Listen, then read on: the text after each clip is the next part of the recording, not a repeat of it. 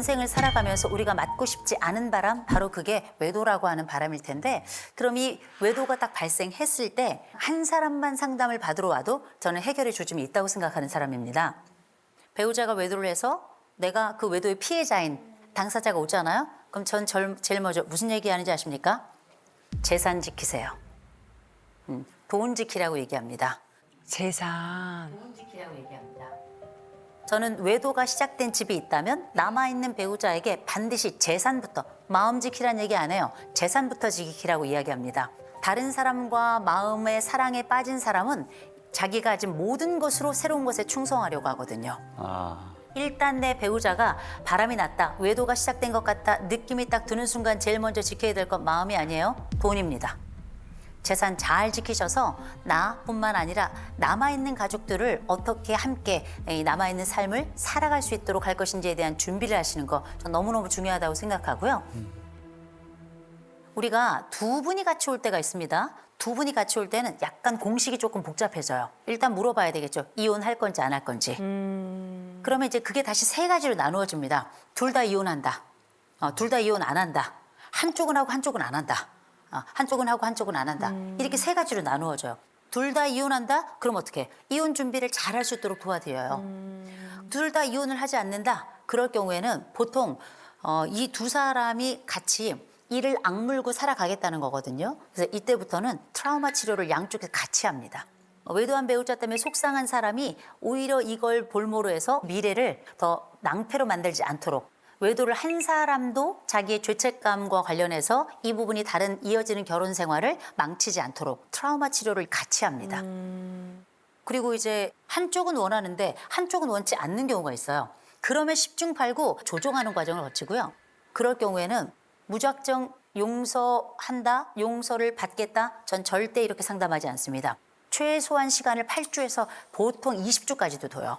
그러면 그 사이에 하나하나 풀 거 풀고, 그다음에 치료할 거 치료하고, 상세한 걸 다 한 다음에 맨 거의 마지막쯤에 가서 용서 여부를 다룹니다. 제가 이제 어제 전화해가지고 사례 써도 좋다고 말씀 주셔가지고 이제 말씀을 드리는데, 이분은 꽤 알려진 인스타 팔로워입니다. 이분은 이제 옷도 팔고 막 공구도 하고 이런 분이고 굉장히 예쁘게 생겼어요. 그리고 남편도 굉장히 예쁩니다. 두 분이 한번 상담 사례 이렇게 왔는데, 첫째, 이 남자가 백수예요. 그런데 아내가 카드를 그냥 줘요. 이 카드를 가지고 바람을 피워요. 바람을 피우는데 잘 들켜요. 그럼 들켜도 괜찮아요. 아내가 용서해요. 그리고 나서 제가 깜짝 놀라는 게, 이 아내가 시어머니 시아버지 모시고 여행을 간 사이에 이 남편이 그 사이에 바람을 또 피웠어요. 시아버지 시어머니 모시고. 효도의 순간에 바람을 피운 거예요. 보통 남자 아니죠. 그 남자분에게 제가 물어봤습니다. 이 여인 참 쉽죠? 그때 이 남자가 이렇게 웃더라고요. 이렇게 웃더라고요. 이 남자는 여전히 바람을 피웁니다. 어떡해. 이걸 우리가 값싼 용서라고 불러요. 빠르게 용서하면 그 외도는 또 한 번 아주 빠른 속도로 다시 시작되게 될 텐데, 싼 용서. 초반에 했던 첫 번째 외도를 그냥 두시면 나는 남은 생에 당신의 외도를 허락하겠습니다라고 하는 일종의 선언과 같은 거예요. 반복적 외도를 하는 사람은 반드시 나르시시스트입니다. 절대 쉬운 용서, 값싼 용서하지 마시고, 정 안 된다, 반복적인 외도를 한다, 헤어지시기 바랍니다. 가감하게. 저는 이런 이혼을 하던 안 하던 어쨌든 외도 사건이 발생하죠. 그러면 가장 많이 보는 아픈 사연이 뭐냐? 외도의 최대 피해자는 아이들이에요. 맞아. 아이들이 무슨 아이들이 죄가 있어. 그럼. 왜냐하면 부부의 싸움을 모두 다 볼 뿐만 아니라 억울하다고 생각되는 내 한쪽 배우자가 아이들에게 얘기해요. 네 아버지 어떤 사람인 줄 알아? 네 엄마 어떤 여자인 줄 알아? 야, 아버지가 그런 사람 아닌데 네 엄마가 오죽했으면 내가 이렇게 했겠니? 뭐야. 말도 안 돼. 심지어 아이들에게 엄마가 얼마나 형편없는 잠자리를 해서 아버지가 다른 여자를 만났는지 그 잠자리의 상황까지 설명하는 부모들이 있어요. 정말 형편없는 부모들입니다. 그건 아동학대예요. 이건 아이를 정말 인생의 나락으로 보내는 행위입니다. 제가 그전에 우리 2호선 상담소에서 어떤 얘기를 했냐면, 아이들 앞에서 다툴 때는 반드시 우리가 무슨 이유로 싸웠고 대략이라도 알려주고 우리가 어떤 방식으로 화해를 했고 그래서 앞으로 우리는 어떻게 하겠다 이런 것들을 설명하라고 말씀드렸거든요. 외도는 아니에요. 외도는 아이들에게 절대 설명하지 마세요. 아이들 하나도 안 궁금합니다. 아이들 하나도 안 궁금합니다. 아이들이 듣지 말아야 할 것 혹은 들어서 더 상처가 된다는 걸 알면서도 자기를 보호하거나 자기 스스로를 괜찮은 혹은 덜 죄책감을 갖도록 하기 위해서 이런 설명을 기껏 해대는 이런 부모들 정말 밑바닥까지 간 부모라고 저는 생각을 하고요. 외도와 관련해서는 아이들에게 절대 설명하지 않으시기 바랍니다. 아니 제가 좀 궁금한 게 네. 있는데 선생님께서 웬만하면은 이혼해라 이렇게 말씀을 잘 안 하시잖아요. 특별한 일 아니면 잘 안 하죠. 그러면은 상담하실 때 어떤 부분을 보시고 아, 이 두 분이 다시 합쳐도 어렵겠다 이렇게 판단을 하세요? 이게 이제 외도가 발생을 했을 때 우리가 상담을 통해서건 회복의 과정을 거치면서 나아질 수 있긴 있어요. 트라우마가 있긴 하더라도. 근데 안 되는 경우들이 있습니다. 이를테면 부모들과 관련한 완벽한 절연이 발생했을 때가 있어요. 곧 외도를 했어. 그랬더니 시가 쪽에서 이 남자 편을 완벽하게 들어서 더 이상 이쪽이랑 조우하지 않을 것 같은 이런 양상일 때는 내 배우자와 화해한다 하더라도 시가와의 회복이 어려워요. 이게 2차적인 문제가 발생합니다. 이거는 상당 부분 이혼을 하더라고요. 두 번째로는 아주 가까운 지인이었을 경우 이건 회복이 안 되더라고요. 이를테면 내 여동생하고 불륜이 났을 때 그래, 가족. 경우에 따라서 장모와 불륜이 났을 때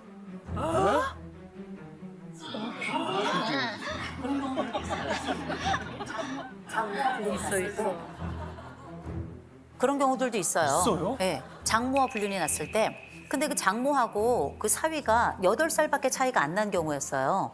그래서 너무 친하니까 누나 동생처럼 지내다가 그렇게 형편없는 관계로 이어진 경우가 있었는데 가족인 관계와 이런 아주 외도이라고 하는 불편한 상황이 생겼을 때는 회복이 어려운 경우가 많습니다. 회복 어려울 것 같아. 그래서 이런 요소들 말고도 사실은 많은 사례가 있습니다만 제일 중요한 건 모두 다 상처받았다는 거예요. 그럼. 외도는 위너가 없어요. 승자가 없습니다. 그래서 주변에 유혹이 있거나 아니면 내 스스로 이상한 생각을 하면 안 되겠지만 이런 생각이 든다 싶을 때는 전 4가지를 꼭 기억하셨으면 좋겠어요. 첫 번째, 따져봐라 가성비. 따져봐라 가성비. 잃고 얻는 것을 한번 비교해 보세요. 우리가 단순히 배우자만 있는 게 아니고요. 재산도 잃고요. 아이들도 잃고요. 친구들도 잃습니다. 요새는 SNS에 요새는 다 올리더라고요. 맞아. 왜냐하면 억울하고 분함을 나만 참을 수 없다 생각해서 보복성으로 올리고 어마어마하게 상황이 펼쳐지는데 외도는 최악의 가성비입니다. 기억하셔야 될 것 같고요. 두 번째, 귀신같이 들킵니다. 귀신같이 들켜요. 맞아요. 언젠간 들키지. 제일 가까운 사람인데. 제일 알지. 왜 잘 들키는 줄 아세요? 내가 외도를 하는 사람들은 고스트 모드예요. 유령 모드, 숨겨야 돼. 이게 숨길 줄 모르는 사람들이 자기를 숨기는 게 엄청난 에너지예요. 근데 제대로 또 숨기지 못해서 줄줄 흘리잖아요. 갑자기 안 하던 짓을 해. 갑자기 안 하던 생기가 돌고 그리고 옷이 달라지고 이런 많은 양태들이 있죠. 반드시 잡힙니다. 잊지 마시고 귀신같이 잡힌다는 거 기억하시고요. 그다음 세 번째, 한순간에 늙어요. 맞아. 한순간에. 여러분 외도하면 막 잠깐 사람들이 막 젊어지고 이런 거 있죠. 장기적으로는 반드시 폭삭 늙어요. 왜냐하면 폭삭 늙어. 우리가 이 불륜을 유지한다는 것 자체가 굉장한 스트레스입니다. 콜티졸이 막 분비가 되는 거예요. 그래서 이게 그 흔한 외도 가속 노화라고 외도를 통해서 아주 빠르게 늙게 도와드릴 수 있어요.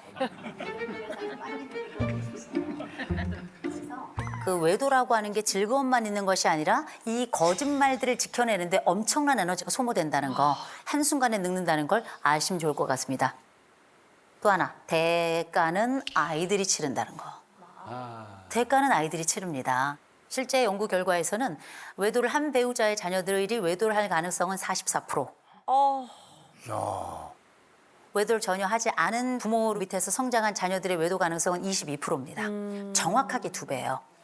이렇게 자녀들에게까지 영향을 미치기 때문에 이게 내 배우자와의 문제만이 아니라 온 가족의 문제이고 세대의 문제라는 걸 반드시 꼭 기억했으면 좋겠습니다. 그래서 저희가 말씀드린 이 앞 글자만 따면 따귀한데입니다. 내 스스로 나도 모르게 이런 외도에 대한 생각이 올라오거든 스스로 자기 뺨을 한 대 때리시고 정신을 바짝 차리셨으면 좋겠습니다.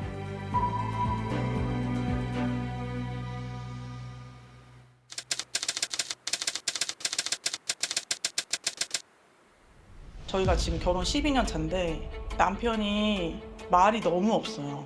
집에만 오면 말이 없고 대화도 없고 야, 무슨 저거. 생각을 하고 사는지도 잘 모르겠고 대화 없으면 힘들 텐데. 제가 한 번은 신혼 때 2주 정도를 말을 아예 안 하고 안방에서만 그냥 생활했던 적이 있거든요. 한 번도 안 오더라고요. 대화를 좀 하자 해서 앉아서 뭐 제가 이렇게 말을 하면 이렇게 이러고 있어요. 그러니까 집중 안 한다는 느낌이 드는 거죠. 벽 보고 있는 느낌이 너무 많이 드는 거죠. 저거는 문제가 있는데. 허리 디스크가 좀 있거든요. 뭐가 팍 하면서 제가 악 하고 뒤로 넘어간 거예요. 근데 반응이 없고 한 번도 뭐 괜찮아 이런 적은 어머. 없었어요. 투명인 것처럼. 그때는 좀 충격이었죠. 가정 안에서 제 존재가 없는 듯한 느낌이 이제 들기 시작하니까 이제 우울증이 또 쫙 오더라고요. 나한테 너는 뭐야? 와이프긴 한 거야? 제일 큰 거는 남편이 일단 무슨 생각을 하는지가 좀 알고 싶어요. 저희 결혼한 지 12년 차 된 정유경입니다. 12년 차 부부 김백석입니다. 네, 네. 일주일에 몇 마디나 하세요? 뭐 한 10마디 하나? 와. 10마디? 10마디면 어떤 말이 들어가요? 10마디면 어떤 말이 들어가요? 거의 아이 관련된 얘기? 아이가 몸도 아픈 데다가 언어적으로도 좀 많이 느렸었어요. 그래서 이제 좀 치료를 많이 받고 있었던 상황이었는데 저희가 좀 좋은 모습을 아이한테 보여줘야 되지 않겠냐 이런 얘기를 예전에도 한번 했었던 적이 있었는데 그때도 딱히 대답을 하거나 뭔가 말을 하거나 하진 않았어요. 네, 그러니까 너무 답답한 거죠, 제 입장이. 신혼 때는 막 화도 내보고 막 좀 알아달라고 호소도 해보고 그랬대도 잘 안 되더라고요. 그러다가 이제 지금 12년 이렇게 왔는데 한 번은 제가 말을 하지 말아보자. 얼마나 얘기를 안 하나 말을 하지 말아보자. 그래가지고 제가 말을 아예 안 하고 안방에 들어가 있던 적이 있었어요. 근데 2주 동안 정말 안방에 한 번 안 들어오더라고요. 남편이 먼저 미안해 이렇게 할 줄 네, 아셨던 네, 거죠? 네, 네. 오. 근데 2주 후에 그럼 본인이 안방에서 나온 거예요? 제가 나가진 않고 톡을 보냈어요. 남편한테. 답답해서. 네, 답답해서 막 장문으로. 네. 그랬더니 이제 그때서야 갑자기 이제 방 그 턱에서 문지방에서? 거기 이렇게 와가지고 뭐 그러면서 얘기를 했던 것 같아요. 어. 네. 옆에서 모른 척하거나 이러면 진짜 그 상처는 이루 말할 수 그렇지. 없거든요. 그 상황을 좀 얘기해 주시겠어요, 그때? 빨래를 같이 개고 있었어요. 빨래를 이렇게 개고 있었는데 제가 좀 허리 디스크가 좀 있어가지고 갑자기 이렇게 으악 하면서 허리가 이제 좀 터진 거예요. 그래가지고 저도 모르게 이제 뒤로 이렇게 좀 넘어가게 됐는데 아우, 얼마나 아팠을까? 제가 너무 아프니까 일어나지도 못하겠고 아유, 그 상태로 계속 있었는데 아무 말 없이 그냥 빨래를 개고 있더라고요. 그래서 제가 누워있는 상태로 울었어요. 저 혼자 조용히.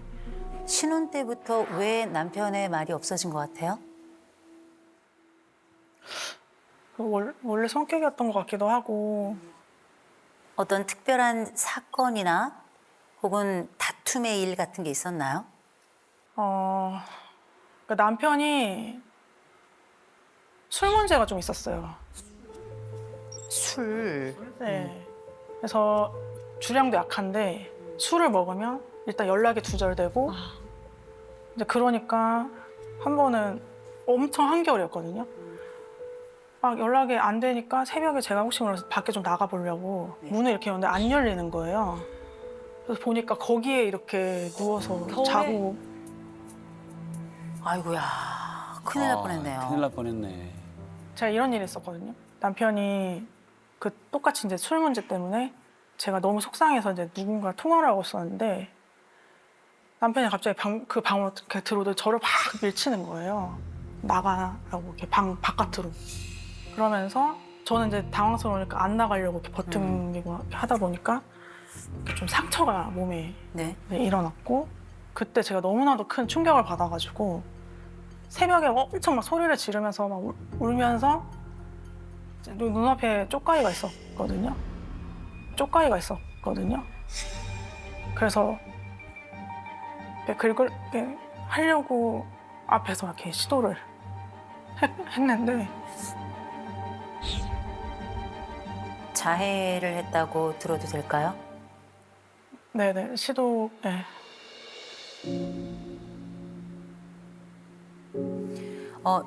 그렇게 자해 혹은 자살 시도를 할 때마다 남편이 알았나요, 몰랐나요? 몰랐어요. 몰랐어요? 네. 나중에 얘기했나요, 안 했나요? 안 한 게 더 많아요. 안 한 게 더 많아요? 네. 얘기했을 때 남편 반응은 어땠어요? 무반응이었. 무반응이었어요? 남편은 말입니다. 저를 없는 사람 취급해요. 날 투명인간 취급합니다. 이렇게 아내가 얘기를 하는데 맞나요? 그러니까 말이 없기는 한데 실제로 뭐 고민이 있거나 그러면 예전에 뭐 신혼초나 이런 때는 와이프한테 얘기를 했었는데 그게 좀 잘 안 되더라고요. 그래서 신혼초에 와이프보다 그 처제한테 많은 얘기를 했어요. 처제에게요? 네. 그러니까 처제는 얘기를 하면 들어주고 이제 뭐 공감을 해주고 이제 얘기를 해주는데 와이프한테 얘기를 하면 와이프는 이제 평가자가 되는 거예요. 그건 오빠가 잘못했어. 아, 평가자. 아, 공감보다는. 저는 솔직히 와이프한테 좋은 소리를 못 들어봤거든요. 아, 그러니까 오빠가 잘못된 거야. 오빠 생각이 틀린 거야. 이렇게 딱 얘기를 하면서 하다 보니까 이게 뭔가 하나씩 벽이 쳐지는 거예요. 나는 이 말을 하면 안 돼. 이 말은 하면 안 돼. 이 말은 하면 안 돼. 사실은 아버지가 이제 알코올 중독으로 돌아가셨거든요. 아버님께서요? 네. 그래서 이제 술에 대한 좀 그런 게 있었어요. 그런 게 어쩌면 아버지처럼 살지 말아야 되지 판단했었음에도 불구하고 이제 술을 먹기 시작을 한 거죠. 뭐 얘기했지만 이제 술 때문에 신혼초에 그런 이벤트가 있다 보니까 어떤 생각이 드냐면 그냥 아 나는 죄인이다라는 생각이 먼저 들었던 거예요. 죄인이다. 네. 그리고 그러니까 아버지 그러셨지, 어머니 돌아가셨지, 형 장애인이지 아, 형이 장애가 있어요? 이러니까 이제 막내인데 막내가 아닌 이제 장남 그런 거예요. 그러다 보니까 이제 제가 지금 가정에 대한 트라우마가 좀 너무 강해요. 아니 그러면은 대화를 거의 안 하게 된 그 시기가 언제쯤이세요? 그 장모님 네. 그 살 얘기를 자주 하셨어요. 아, 체형에 대해서요? 네. 네. 이게 독하게 마음 먹고 한 번은 이제 헬스장을 끊고 운동을 심하게 한 번 했었어요. 안 하던 운동을 갑자기 막 하다 보니까 막 십혈줄이 터지고 막 그래갖고 아이고. 병원에 입원을 했거든요. 그때가 또 공교롭게도 또 추석이에요. 와이프 이제 병원 입원했는데 이제 어머니가 오셔갖고 언제 태어난데 괜찮아 이게 아니고 막 또 막 쏟아내신 거예요. 왜 여기 누워 있냐 명절인데 뭐 이러면서 막 이렇게 엄마인데. 질책을 하신 거예요. 아, 그래서 울면서 전화 왔고 제가 전화를 했죠. 아파서 누워 있는 사람한테 그렇게 하시는 건 좀 아니지 않냐라고 저는 이제 편을 든 거죠. 네. 그래서 그렇게 했는데 이제 처제가 그걸 본 거예요. 그러면서 이제 처제하고 저하고 이제 완전히 아예 배려가 쳐진 거예요. 아예 그냥 남보다 못하는 사이.